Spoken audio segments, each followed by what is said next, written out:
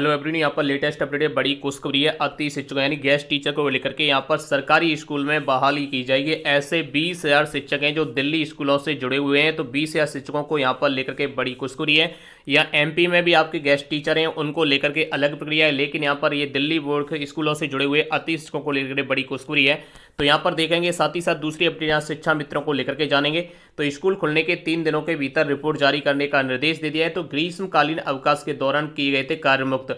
अब यहाँ पर यह कहा जा रहा है कि अति शिक्षकों को लेकर के जो बहाल करने की खबर है वो बहुत ही, लेकिन ये राहत भरी खबर है। लेकिन 6 साल से अति शिक्षकों का वेतन नहीं बढ़ा है। बीते साल दिसंबर में शिक्षा मंत्री मनीष सिसोदिया ने शिक्षा निदेशक को अति शिक्षकों का वेतन बढ़ाने का निर्देश दिया था, लेकिन 6 माह बीतने के बाद भी नहीं बढ़ाया गया। इसके साथ ही हमारी मांग है कि दिल्ली सरकार अति शिक्षकों के लिए सुरक्षित नवी नौकरी का भी प्रावधान करे। तो ये Shoaib Rana, general secretary all India guest teacher association, इनके द्वारा कहा गया है कि पिछले दिसंबर में मनीष सिसोदिया शिक्षा मंत्री इनके द्वारा घोषणा की गई थी अति शिक्षकों का मानदेय बढ़ाया जाएगा, लेकिन अभी तक नहीं बढ़ाया गया है। वहीं यहाँ पर इनको दोबारा से बहाल किया जा रहा है। ये बड़ी अपडेट है। यहाँ शिक्षा निदेशालय ने सरकारी स्कूलों में कार्यरत अति शिक्षकों को दोबारा बहाली का निदेशालय को इस संबंध में प्रपत्र जारी कर दिया है। अति शिक्षकों को ग्रीष्मकालीन अवकाश के दौरान 11 मई से 30 जून तक कार्य मुक्त किया गया था। इनको 1 जुलाई स्कूल खुलने पर दोबारा स्कूलों में रिपोर्ट करना होगा। निदेशालय ने कहा कि सभी अति शिक्षकों की शैक्षणिक सत्र 2022-23 में बहाली की जाएगी। शिक्षकों को स्कूल खुलने के 3 दिन के अंदर रिपोर्ट करना होगा। निदेशालय ने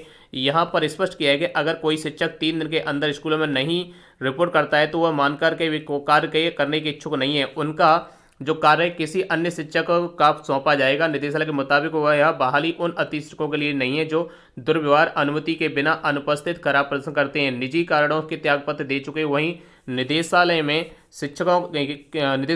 प्रधान शिक्षकों को ऐसे सभी अति शिक्षकों का शैक्षणिक सत्र 21-22 का अनुभव प्रमाण पत्र बनाने को कहा है, जिन्हें इस सत्र के दौरान कार्य मुक्त कर दिया था, जो 30 जून तक विभिन्न कार्यों के चलते स्कूलों में कार्य कर रहे होंगे।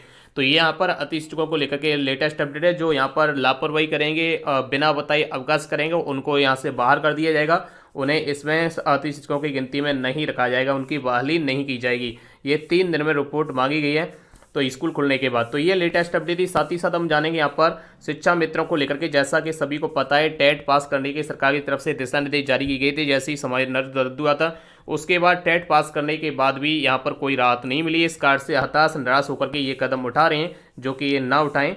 तो यहाँ पर कहा जा रहा है कि शिक्षक बनने की लड़ाई में जिंदगी हार गया शिक्षा मित्र। ये 2004 में प्राथमिक विद्यालय में शिक्षा मित्र पद पर लगे थे। उसके बाद 2017 में ये इनका समय रद्द हो गया था। 14 में इनको समायन हुआ था।